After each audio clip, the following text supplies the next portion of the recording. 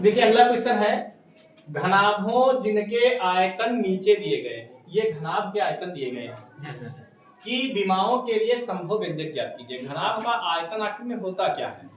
तो देखिए घनाभ का आयतन यहाँ लिखेंगे, घनाभ का, पहले तो आप ये समझ लीजिए घनाभ क्या होता है। क्या घनाभ जानते हैं आप लोग? नहीं जानते हो तो हम पहले घनाभ बनाते हैं। देखिए ये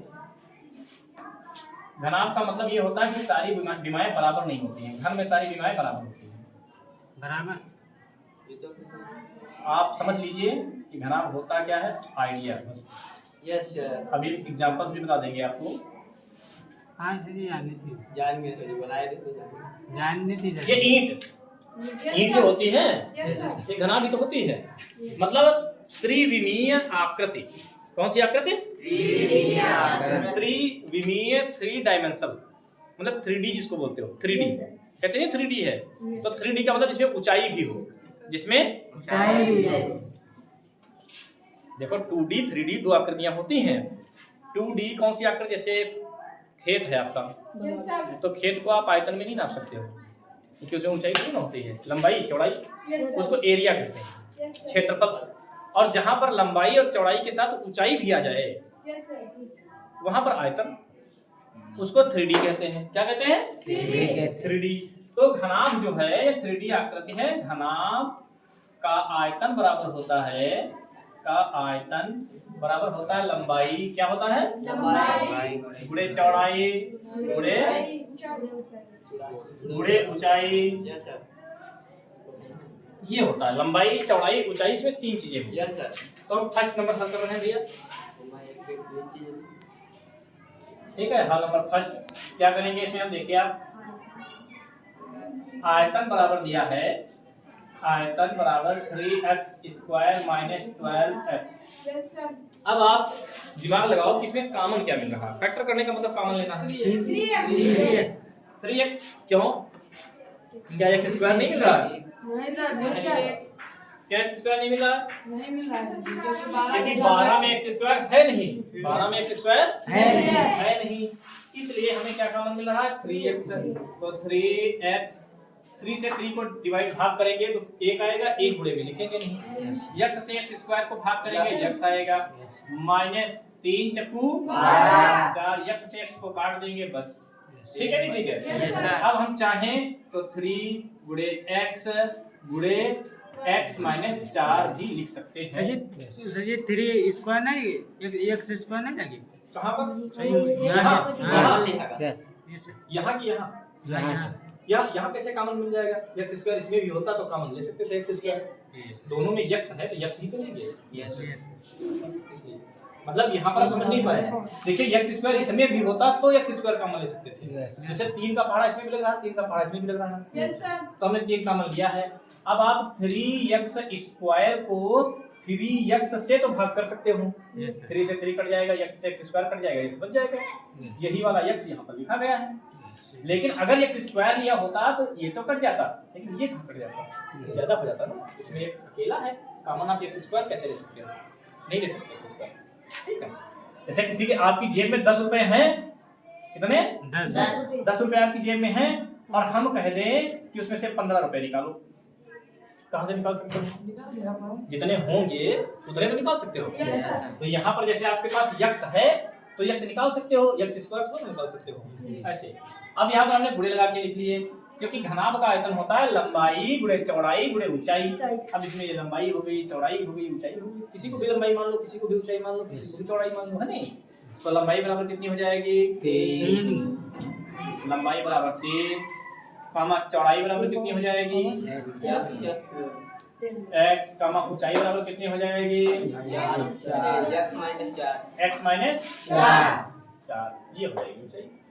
तीनों विमाएं आ गई। इसी तरह से हम सेकंड नंबर हल करेंगे। कितना नंबर हल करेंगे? सेकंड नंबर हल करेंगे। क्या लिखा हुआ है? आयतन बराबर 12 के y स्क्वायर, 12 के प्लस 8 के माइनस 20 के। बताइए कोई समस्या हो? नहीं है ना? अब यहाँ पर हम जो है कॉमन क्या ले सकते हैं आप बताइए? दो। दो। क्यों? 3 नहीं ले सकते? 3 का मॉडल है। अच्छा 3 में इसमें नहीं, तो 4 चेक करो। 4 लग जाएगा। 4 तिया 12, 4 दूनी 8, 4 पंचे 20। यस सर 4 लग जाएगा। 5 का नहीं लगेगा, 5 का इसमें नहीं लगेगा, 8 का नहीं लगेगा, 8 का तो इसमें नहीं लगेगा, तो मतलब 4 का ही लगेगा। कितने का? 4 और सब में के मिल रहा है, तो 4 के आप ले लीजिए कॉमन। बचेगा क्या देखिए? 4 तिया 3 बचेगा, के से के तो कट जाएगा, क्या बचेगा? y स्क्वायर प्लस 4 दूनी 8, के से के कटेगा, y बचेगा माइनस 4 पंचे 5, के से के कट जाएगा। ये ठीक है नहीं? ठीक है। अब ये द्विघात समीकरण बना। कौन सा समीकरण? द्विघात मतलब जिसकी घात 2 है। कितनी है? 2 है। तो हम क्या करेंगे? इसके करना शुरू करेंगे फैक्टर। देखिए 3 की 3 बचे कितना हो जाएगा? 15 माइनस का। कैसा 15? माइनस का। तो आपको घटा कर 2 लाने हैं। गुणा करने पर 15 आए और घटाने पर 2 आए। आप लोग अंक ढूंढिए।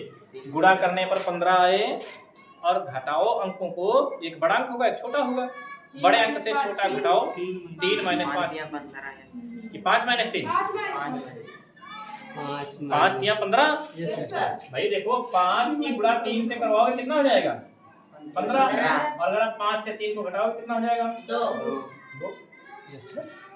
तो यहाँ पर हम क्या लिखेंगे? 3y स्क्वायर प्लस यहाँ पर क्या लिखेंगे? 5 माइनस 3 y माइनस 5। ये 4 के लिखते रहेंगे।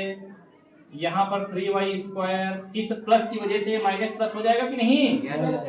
अरे कभी नहीं होगा, क्योंकि हमने पहले बता रखा है ब्रैकेट के बाहर प्लस है तो चिन्ह अंदर नहीं बदलेगा। अगर प्लस है तो चिन्ह अंदर नहीं बदलेगा, और अगर माइनस है तो बदलेगा। अगर माइनस है तो बदल जाएगा, और अगर प्लस है तो नहीं बदलेगा। तो हमें इसके चिन्ह बदलने नहीं है। तो 5y माइनस 3y माइनस 5। तो फिर से लिखेंगे 4 के और यहाँ पर 3y नहीं, 3y कैसे कॉमन मिल जाएगा? कॉमन कितना मिलेगा बताइए आप? देखो 3 5 कॉमन तो कुछ मिलेगा, एक मिल रहा है तो एक लिया दिखा दी जाएगा। y दोनों में मिल रहा है, तो हम यहाँ पर क्या कॉमन लेंगे? y। बचेगा क्या? 3y प्लस केवल 5। यहाँ पर माइनस का कितना कॉमन लेंगे? 1। बचेगा क्या? 3y माइनस कॉमन लिया, ध्यान रखिए। जैसे माइनस कॉमन लेंगे ये वाला चिन्ह उल्टा हो जाएगा। 5 समझ पाया नहीं? क्या हो जाएगा? 4 के तो बाहर लिखा ही है, यहाँ हो जाएगा 3y प्लस 5 और y माइनस 1। हम चाहें तो लिख सकते हैं 4 के और गुणे 3y प्लस 5 और गुणे y माइनस 1। तो लंबाई बराबर क्या हो जाएगी? 4 के बराबर 4 के का चौड़ाई बराबर क्या हो जाएगी? 5 3y प्लस 5 का ऊंचाई बराबर क्या हो जाएगी? y minus 1। तो इस तरह से आपकी जो है प्रश्नावली 2.4 पूरी कंप्लीट हो गई है। अब आप लोग इसको नोट करिए, और अगर समझ में ना आए तो आप जानते हो कि वीडियो दोबारा देख सकते हो और समझ सकते हो। ठीक है।